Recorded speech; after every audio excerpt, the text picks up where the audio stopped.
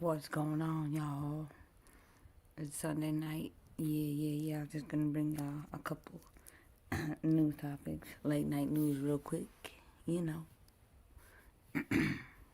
Hope everyone's having the smoothest, the coolest, and the truest Sunday night that they ever did have. This is a copyright disclaimer right here under Section 107 of the Copyright Act, 1976. Allowance is made for fair use for purposes such as criticism, comment, news reporting, teaching, scholarship, and research. Yeah. It's in the description as well. Yeah, this news be crazy. It's every day. No lie. Oh, well, turn the computer on maybe. But yeah, you guys don't forget to go ahead and hit that like button or thumbs up button for your girl. You know, like the live, share the live, subscribe if you haven't yet. You know. But yeah, I hope everybody having a smooth one.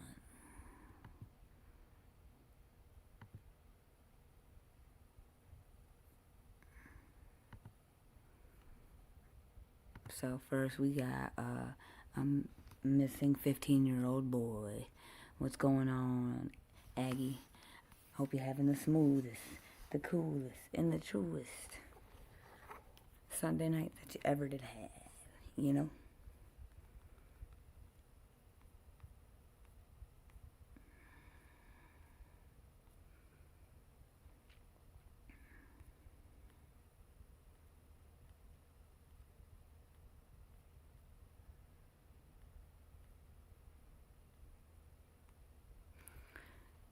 So, yeah, this is a 15-year-old.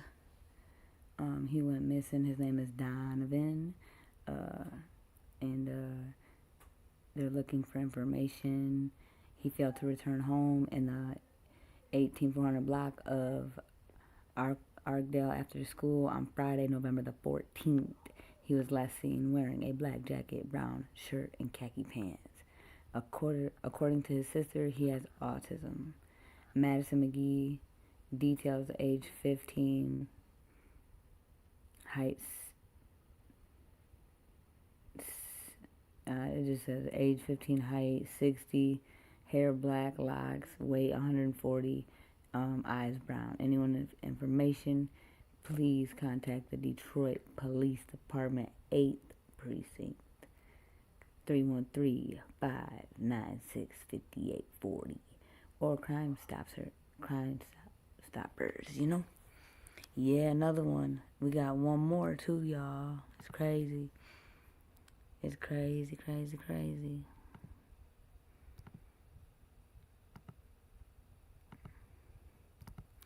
Just to show a little more in detail, you know? Just in case y'all couldn't understand me. You know, look out for you.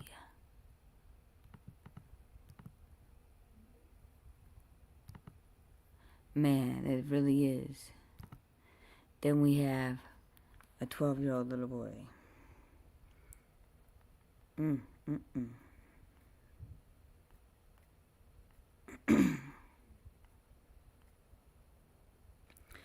So, the police are seeking information about Lamar Brandywine, a 12-year-old boy who went missing in Detroit.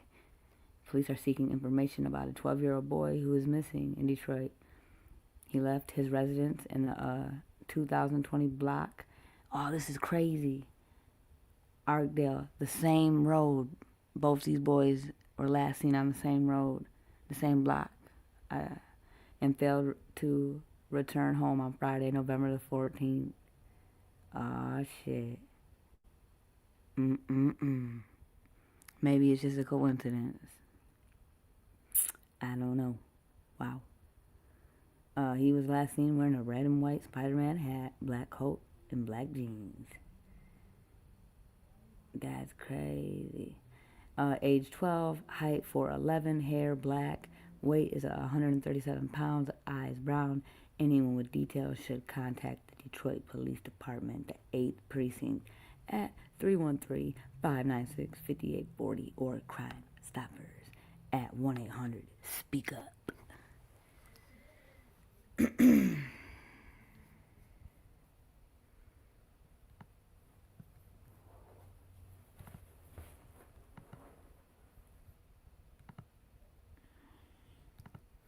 So Lamar and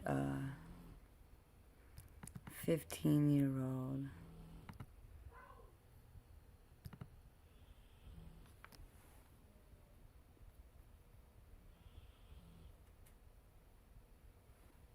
Donovan both went missing on the same or around the same days and the same block, Arkdale. He was the 1800 block, and Donovan was, and Lamar was the 20,000 block. That's crazy work. She said, "Have you always lived in Detroit?" That's a good question. Very good question.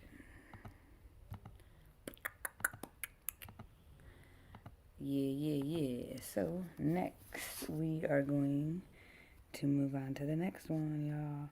So we got 2 kids missing, 12 and 15.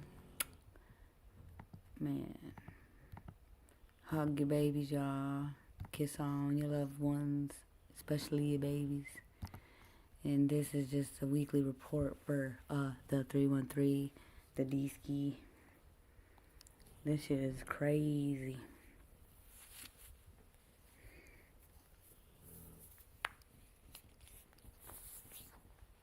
You know, 1-800-SPEAK-UP. Speak up. Everybody is encouraged to speak up. Say something.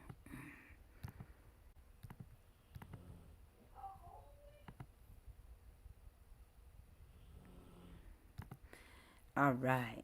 Then we have this guy, y'all. A 21-year-old Detroit man has been charged in connection with the death of his girlfriend's daughter. Wow.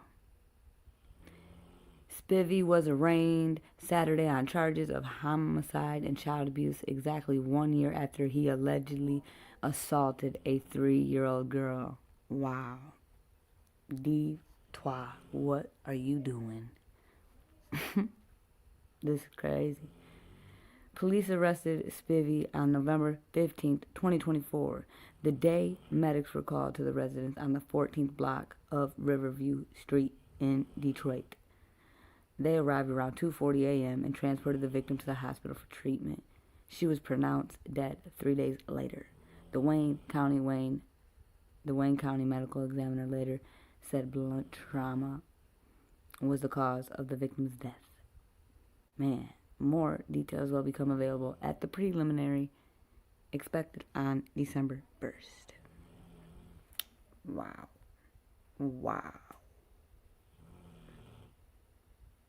That is wild. Why the babies, man?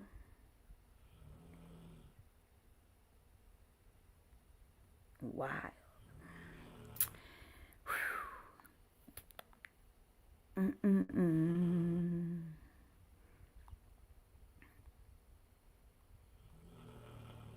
This big ass dog snoring like that next to me. That's crazy.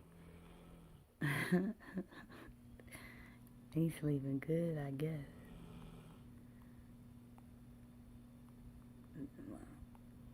I hope they find these babies. Yeah. I hope they find them and justice for this baby girl, this 3-year-old. Wow, it's crazy. It said exactly to the day. Like, I mean, that's just wild. And that's the problem. No accountability. No accountability equals fucking chaos. It's crazy. Crazy. But,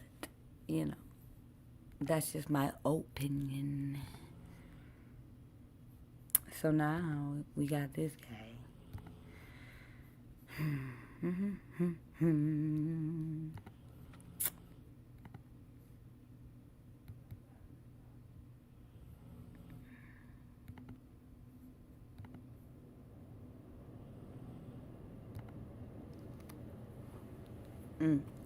So we have an assistant principal for the school.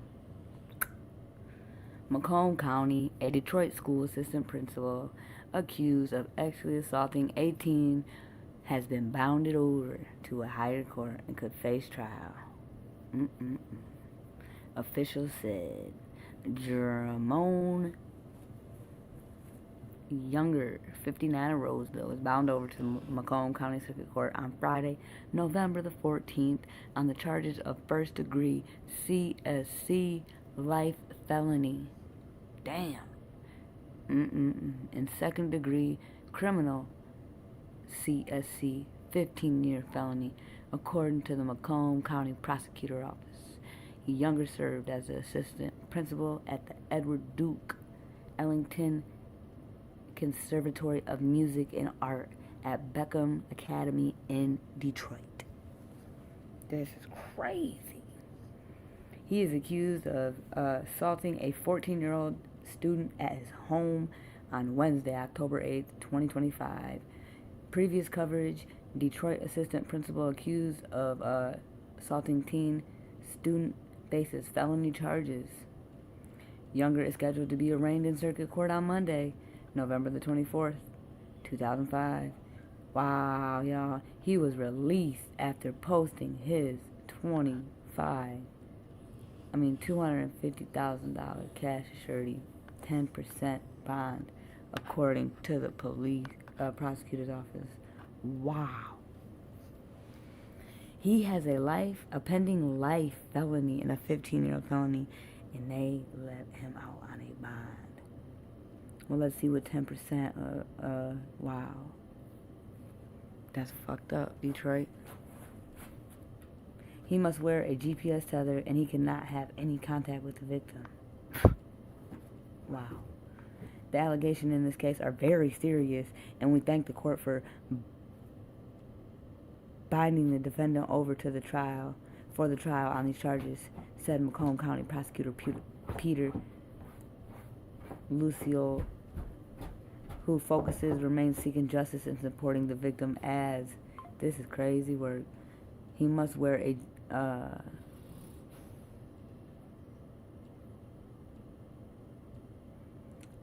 seeking justice and supporting the victim as the case proceeds. Here's the statement Detroit Public Schools released after he was charged. Let's see what they had to say for themselves. I'm just blowed. What? Out on bond? What? You have one life felony and a 15-year felony, and they let you out on bond, 10%. Just don't contact the victim, my dude. What? Crazy fucking work. The district was recently informed that a Duke Ellington administrator was arrested for sexual assault on a minor. The administrator has been placed on leave pending the outcome of the internal investigation in any criminal proceedings and is not permitted to be on DPSCD property. It is our understanding that the minor is a current DCPCD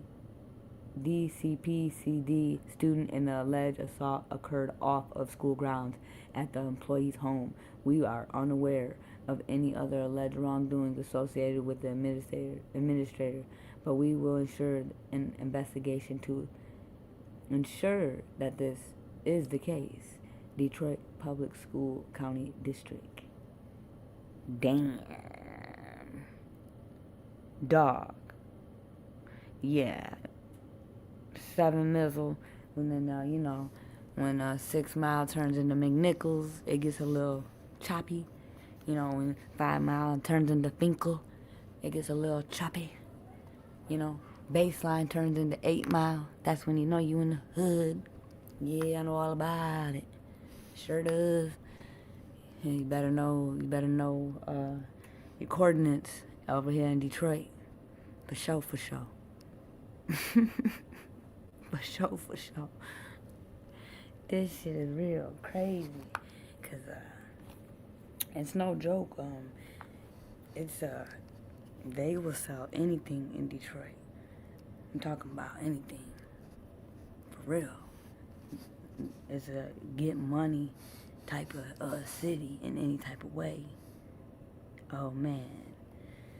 I wouldn't recommend. I'm trying to get up out of here, you know, one day. But yeah, this ain't the place. For real, for real. As y'all can see, this is like, I know it's bad everywhere, but every day. We had a 7-day, when I started doing scratches, it was 7 days in a row. And then we had one day. And then after that day, it was like, boom, boom, boom, boom, boom, shit, crazy. And now we're at 3 days in a row. We're at 3. For Detroit, I haven't got to the ones yet. I just wanted to bring the shorty ones. That's the ones I've brought so far. But yeah, this shit's crazy. I think it is no worse than New York. Oh yeah, no. I know it's bad everywhere for sure, for sure. It depends on where you go. If you're in the burbs, the suburbs, it's a little more expensive. But gas is $2.79. I think that's what I got gas for today. Yeah, I don't really. Shit. When they say 99 cents, it's 99 cents. But if you go out to the suburbs, it's like $1.29. Maybe I don't know. I thought there was supposed to be tax on drinks and stuff, but I don't know. They do what they want over here. And they sure do. They do. They really do.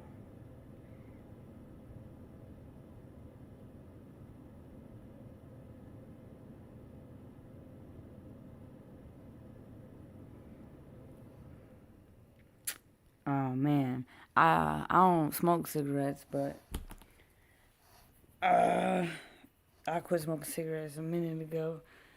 I think, but a new pack of Newports is like shit, $11 or $12.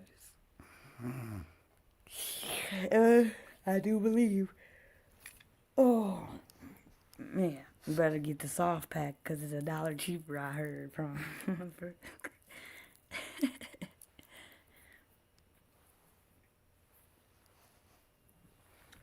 Crazy work. I know out there when I came to New York, and I want to say the year of 2019, I went to New York, and that's when I did smoke cigarettes, and a pack of cigarettes for like $14. I was like, wow. And then just like a pop, it was like $5, which over here it'd be like you could get a can of pop for $1.29, 49, just depends. I was just like, wow. But that really is a city that never sleeps. I'll never forget going to the McDonald's downtown Times Square at like 3 in the morning, and it was busier than any place I ever ate. Still to this day, that motherfucker was rocking. But they were handling it too. That shit was again, it was a good experience. It's a very big world out there, a very diverse world. And I've been to 33 states. Man, always open and running. That motherfucker is always at rush hour. The city that never sleeps. For real. They are not playing. They are getting their money in New York, and I give it to them. You got to, because it's so damn expensive.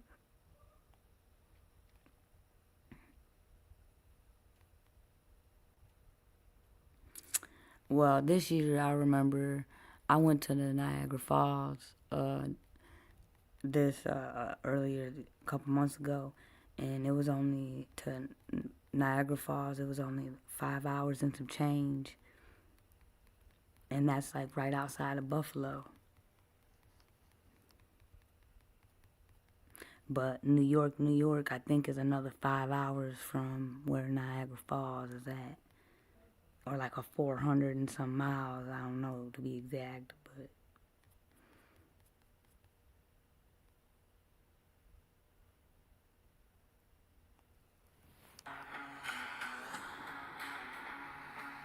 all right.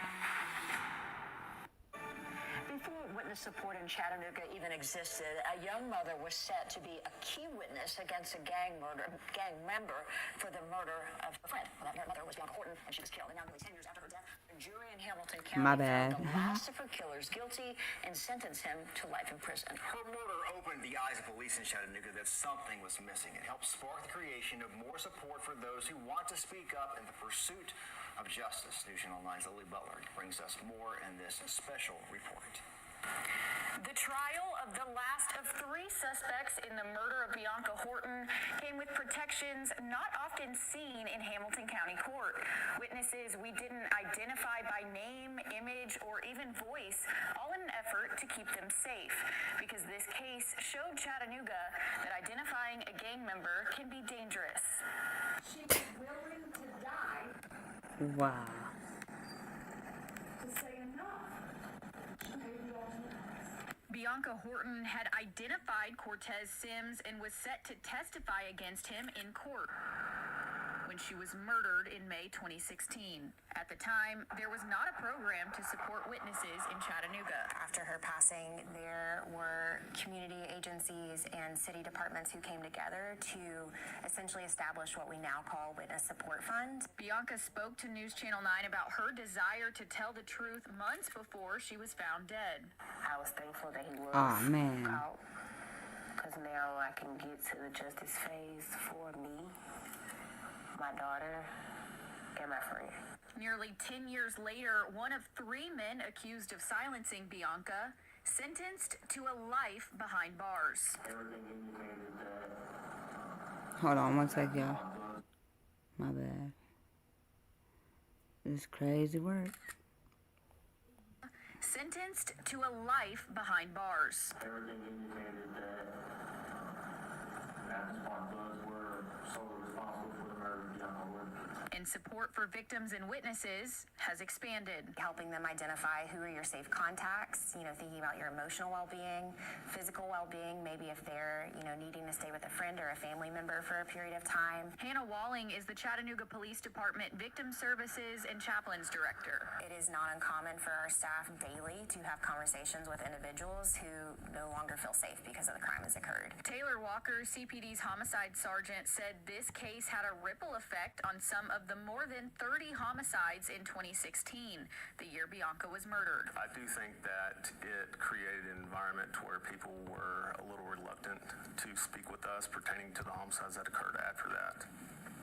After Bianca's death. But thankfully now we have the Victim Services Unit in place and more resources now than we did then. Walling says victim services can include things like counseling and navigating the legal process, but there are more extreme cases a few times a year. To try to provide some support to individuals who, because of their participation, now no longer feel safe in Chattanooga, need to relocate. But it's not what you often see on crime TV shows or movies. She said there just isn't the money to pay for full relocations. It's going to be what are the urgent, immediate things that we need to do to get someone access to safety. So typically it's going to be looking at a few $100s per individual.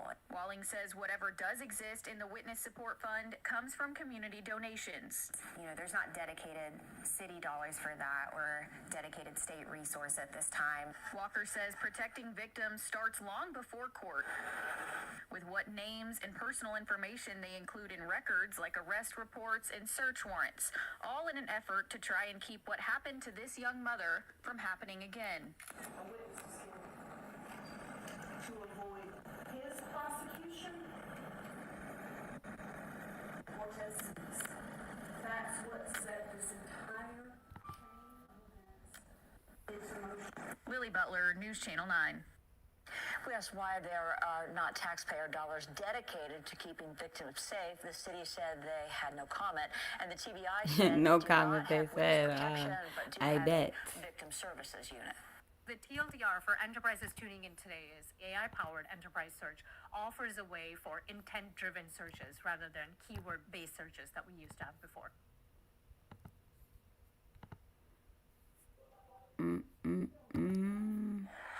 What's going on, you guys? Welcome to my... That is some crazy work, and I'm about to show y'all. Sorry, the pictures were a little delayed. We got Tanya. What's going on, girl? Hope you're having the smoothest, the coolest, and the truest Sunday that you ever did have. Hell yeah, I do. I hope you are, because I know I am.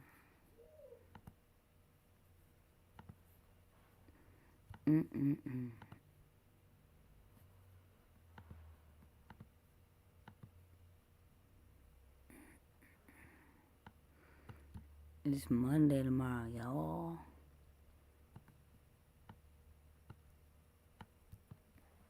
It's the beginning of the week. So, this is, oh, dang it. I thought it would turn. This is, oh, I got a better one, actually. Not like, let me get this better one.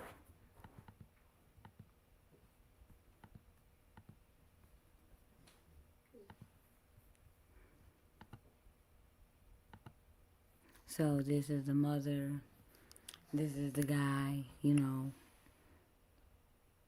Oh yeah, we got 20 minutes for the East Coast. Dang. And then, you know, it took some time for her to get justice. That was him now. This is a picture of her baby girl. Man. Crazy.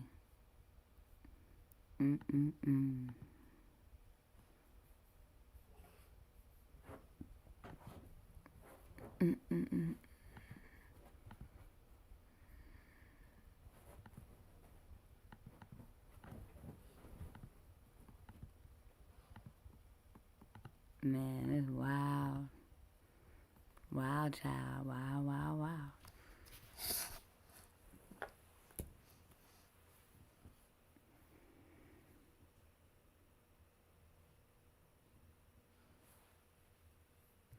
No, she just the mother. She was a witness.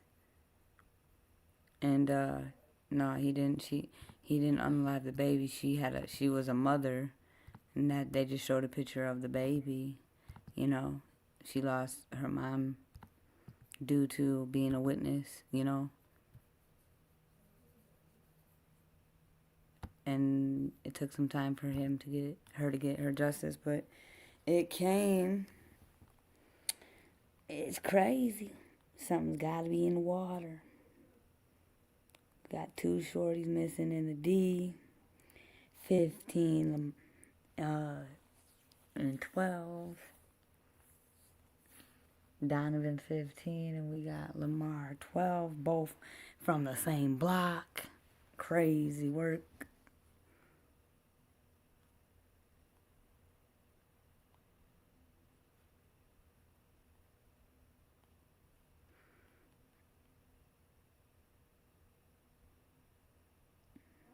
Alright, this is gonna be the last one for y'all, and then I will see y'all soon. So let's listen to this one. As soon as I got this, all my vitamins went straight in the bin. These are the granules in my bionic formula. It's like... Fentanyl deaths are rising across the region, and a KCTV5 investigation found in most cases, no one is ever charged. Tonight, KCTV5 anchor Zach Summers looks at the growing gap between the headlines and the families left behind. Oh, for real. We've seen the news coverage. Police seize 9 pounds of fentanyl. Major fentanyl bust by area police. 2 people are in jail. Alleged dealers arrested and charged. The filing accuses Willis and Carson. Their actions tied to deaths. Hunter's death was a drug deal turned deadly. Some even convicted. Torrin Bauman changed his plea to guilty. But for some Metro families, justice never comes. It says, I'm so excited, getting more and more nervous. They kick so much. That's one of the last text messages Crystal Bethune's daughter sent before her sudden death in January. None of it makes sense to me. Her daughter, 21-year-old Jalen Punchin, was 26 weeks pregnant with twins. She was expecting a boy and girl. She was excited about becoming a mother. Oh, absolutely. Yeah. Oh, wow, it's so sad. That's true. In the early hours of January 10th, 2025, Jalen's boyfriend found her unresponsive in their Independence home. Her boyfriend told police he'd gone to a nearby store, gone for about 45 minutes. When he returned, he says he found Jalen hunched over in a gaming chair and called 911. I don't understand how they believed everything he said. Crystal says what's in the police report. Oh, I knew it was gonna be him. According to the report, the boyfriend gave officers a fake name. He was caught on body camera taking something from the scene, and he later hid a jacket he'd been wearing. That same report noted he had a felony warrant and was flagged for selling drugs. I still, in my own heart, don't feel that Jalen did this to herself. Despite initial signs of foul play, including marks on Jalen's neck and burst blood vessels, which the medical examiner on scene noted as odd, Jalen's death was ruled an accidental fentanyl overdose. I feel like Oh, they got man. the autopsy report and that there was fentanyl in our system and it was the easiest way to close the case. The Independence Police Department tells me they thoroughly investigated Jalen's case, but after reviewing all the evidence, detectives determined there was not enough probable cause to submit the case for potential charges. Jalen's case isn't unique. I filed public records requests in the Metro's two largest counties, Jackson County, Missouri, and Johnson County, Kansas, to see how many fentanyl-related deaths actually make it to prosecutors. In Jackson County, at least 628 people have died since 2022. Police sent just 17 cases to prosecutors. Charges were filed in 9. That means less than 1.5% of fentanyl deaths ever reached a courtroom. Across the state line in Johnson County, there were 144 deaths. Only 14 cases were sent to prosecutors, with charges filed in 11. Hundreds of lives lost, but no justice. Is that a problem? Is that alarming? I'm a little bit surprised to hear. Yeah, very concerning in my world, in my opinion. Shit. Tony Mativi is the That's director concerning. of the Kansas Bureau of Investigation. He says the numbers don't tell the whole story. There's nobody that I know inside the law enforcement community who's not taking this problem seriously. Mativi says many departments lack the necessary resources to investigate That's what they fentanyl all say. overdoses, But and they got all that oftentimes fucking money. ruled accidents. If you have a medical examiner rule that the death was accidental, that's a really difficult hurdle for us to get over after the fact. He says the facts are different for every case, but with fentanyl poisonings, the deceased's phone is crucial to the investigation. We have a constant battle when it comes to technology. The bad guy is always a step ahead of us. And proving intent in these cases is a high bar to clear. Jackson County Prosecutor Melissa Johnson. The harsh reality is we cannot prosecute what we don't receive. And then once we do get a case file, again, we have to prove every single element of the applicable charge beyond a reasonable doubt. Johnson says the other challenge is many dealers don't know what they're dealing. They think that they're selling Percocets. They think that they're selling other pills. But they're all cut with fentanyl. She says the burden remains high, but she's optimistic about a new Missouri law that took effect last year. It makes delivery of a controlled substance resulting in death a Class A felony. With this new law, I do feel confident that moving forward, we will be able to see more families get a measure of justice. In October, Prosecutor Johnson filed charges in at least 2 fentanyl death cases using that new law. Kansas has a similar statute, and families there have found accountability of their own. Families like Andy and Rhonda Burris in Lansing. Every opportunity that we had, we kept asking, hey, it's been a couple months. Tell us where you are on the case. Their son, 15-year-old Cruz Burris, thought he was buying a Percocet on Snapchat. Instead, the pill was laced with fentanyl and killed him. We were at a stalemate with our local law enforcement. They did not have the mechanisms, they did not have the equipment or the skills to be able to open the phone. Through their advocacy work with Cruz for Life, named in honor of their son, the Burrs has caught the attention of local and state leaders. The Secret Service ultimately cracked Cruz's phone, leading investigators to Torrin Ballman. We were lucky in the fact that we also had so much evidence. Ballman was convicted and in January was sentenced to nearly 13 years in prison. Be persistent, to talk to your community leaders, to other politicians, reach out to your senator, reach out to anyone who could help move the ball forward. Would have been the last time I would have seen her. 10 months after her daughter's death, a baby's high chair and diapers still sit in Crystal's dining room. I'm not sure if I'll ever put it away. A reminder of what could have been. Fall was our favorite season. And she should be here with us and her children, my grandchildren. That is very sad, y'all. It's an epidemic. The Fetty Wap everywhere. The Fetty Wap is very deadly, y'all. It's crazy. So in Detroit, two Detroit parents are charged in connection with allegedly fatally assaulting their 8-year-old son. Wow. Officials say Jamar Hill, 37, is charged with felony, red rum, and first-degree child abuse. Katora Latrice Moss, 31, is charged with second-degree red rum and lying to a police officer. The Wayne County Prosecutor's Office alleges that on the afternoon of November 8th, Hill and Moss fatally assaulted their child at their home in the 1600 block of Claremont Avenue in Detroit. Medics were called to the home and took the boy to an area hospital where he later was pronounced dead. The Wayne County Medical Examiner determined that the child died as a result of multiple blunt force traumas to the head. Wow. Jamar Hill, 37, is charged with felony murder and first-degree child abuse. Katora Latrice Moss, 31, is charged with second-degree red rum and lying to a police officer. The alleged facts in this case are chilling. The defendants in this case worked in tandem to beat and eventually ill this poor child. 2 adults against an 8-year-old. Little Adrian had 0 chance of surviving, said Wayne County Prosecutor Kim Worthy in a statement.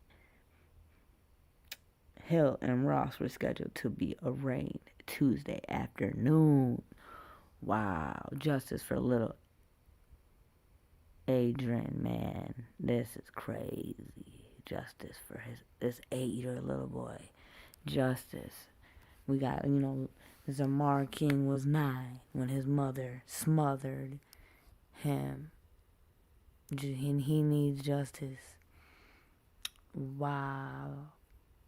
That's crazy, Detroit. We gotta do better.